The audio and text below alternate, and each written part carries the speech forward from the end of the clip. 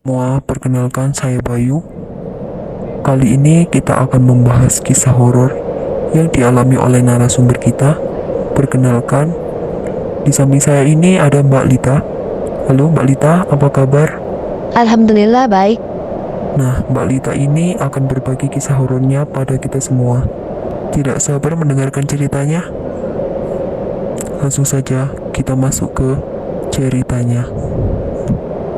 Sekitar tahun 2019 yang lalu kejadiannya, saya pergi keluar kota karena bekerja dan menginap di sebuah apartemen yang cukup besar. Awal mulanya saya dapat apartemen itu lewat teman saya namanya Intan. Nah, si Intan ini kebetulan juga rumahnya di daerah tempat saya bekerja. Jadi saya minta tolong sama Intan buat cariin apartemen untuk saya tinggalin. Saya telepon Intan. Halo Intan, bisa bantuin cari apartemen nggak? Soalnya aku mau ada kerja di daerah dekat rumah kamu nih. Cariin ya Tan, kalau bisa harganya agak sedikit miring lah. Si Intan bilang, iya Rin, aku bantuin cari ya. Nanti kalau udah ketemu aku kabarin kamu ya. Keesokan harinya, Intan telepon. Dia kasih tahu kalau udah dapet apartemennya. Jaraknya sekitar 15 kiloan dari kantor aku. Akhirnya, Intan kirim lokasi apartemen tersebut. Dan sore harinya saya langsung berangkat menuju apartemen tersebut. Saya waktu itu berangkat naik kereta jam 3 sore, sampai di sana jam 11 malam.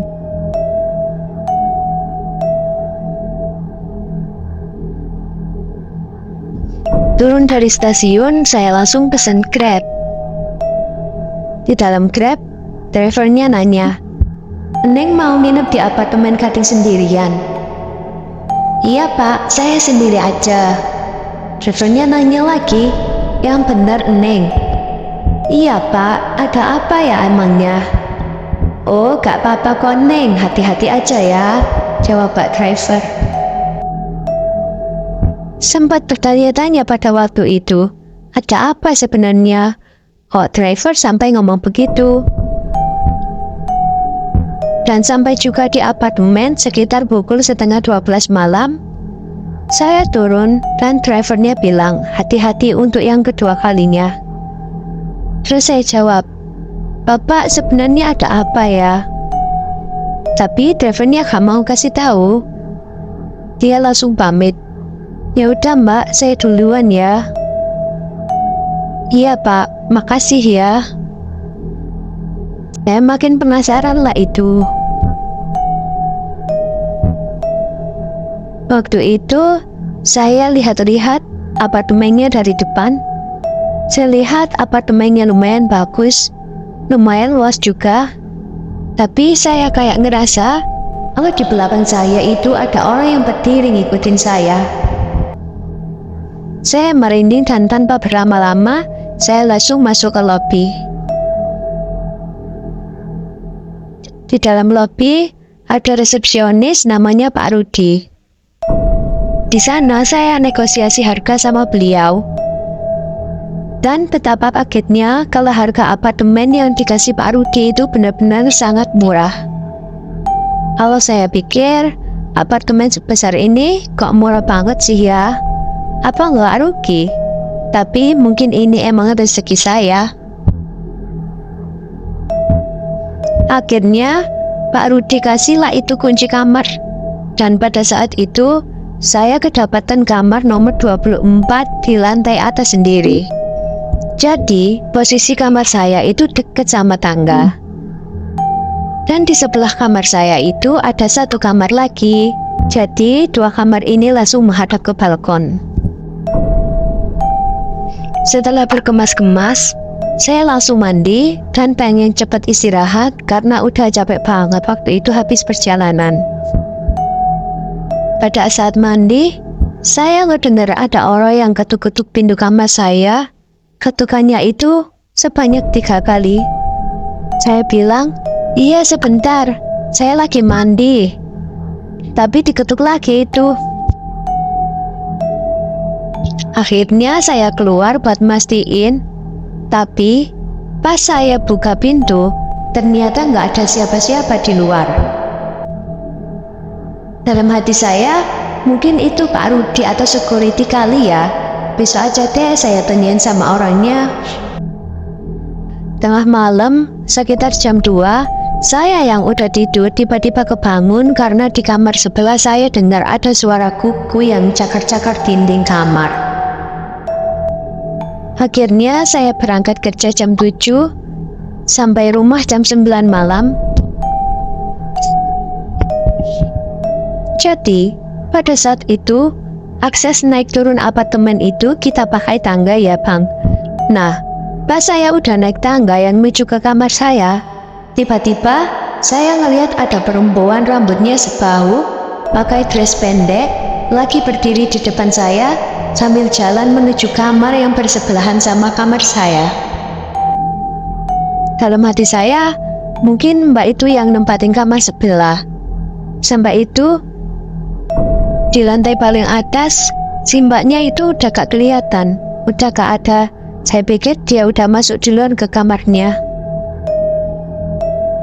Saya waktu itu mau masak buat makan malam. Tiba-tiba saya ngedengar suara pecahan kaca dari kamar sebelah. Saya takutkan ini kalau misal terjadi apa-apa sama si mbaknya. Akhirnya saya pastikan itu saya jalan ke kamarnya. Nah, pas sampai di depan ternyata pintunya nggak dikunci. Saya masuklah itu, kebetulan pintu kamar mandinya itu ada kacanya ya. Jadi bisa lihat kalau ada yang mandi. Pada saat itu ada yang nyalain shower. Tapi anehnya, nggak ada siapapun di dalam. Akhirnya saya lari ketakutan langsung masuk ke kamar. Paginya saya kembali kerja seperti biasa. Pulang kerja, lagi-lagi ada kejadian. Di depan pintu kamar saya, ada sosok perempuan mukanya udah hancur, matanya melotot, sambil menjulurkan lidahnya. Saya yang ketakutan langsung jatuh pingsan waktu itu. Pas bangun, saya udah ada di dalam kamar. Di samping saya ada Pak Jarwo, Pak Rudi sama Bu Ina, istri dari Pak Rudi. Bu Ina bilang, "Neng kenapa? Neng kecapean ya? Tadi ibu nemuin Neng pingsan di depan kamar." Terus waktu itu saya langsung cerita kalau saya habis ngeliat sosok itu. Terus Pak Jarwo bilang, "Neng waktu itu saya bilang hati-hati kan? Neng juga harus selalu baca doa ya kalau mau kemana-mana. Udah gak apa-apa Neng, istirahat aja sekarang." Mereka pergi tuh dari kamar saya.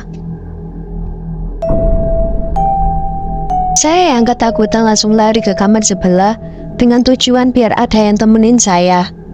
Saya ketuk-ketuk pintu mbaknya. Tapi lama gak ada jawaban sama sekali dari kamarnya. Akhirnya pintu kamarnya kebuka sendiri. Dan saya langsung masuk cari mbaknya, tapi sama sekali nggak ada orang di dalam. Akhirnya saya tunggu, tapi tanpa disadari, saya tertidur di kamar itu. Sekitar 3 jaman, bangun-bangun udah jam 2 malam. Dan saat saya mau pindah ke kamar, tiba-tiba ada yang panggil saya. "Lita, jangan pergi. Tolongin saya. Tolong jangan pergi, Lita." Perlahan-lahan, saya menoleh ke belakang. Saya melihat mbak penghuni kamar itu udah ada di belakang saya.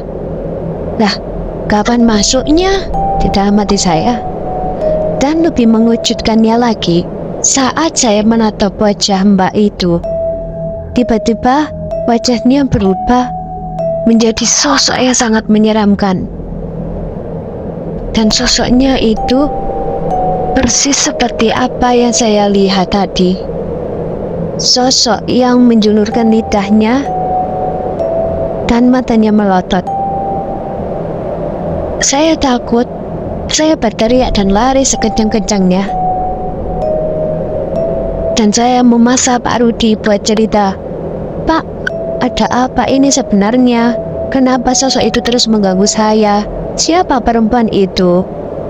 Akhirnya Pak Rudi mau cerita.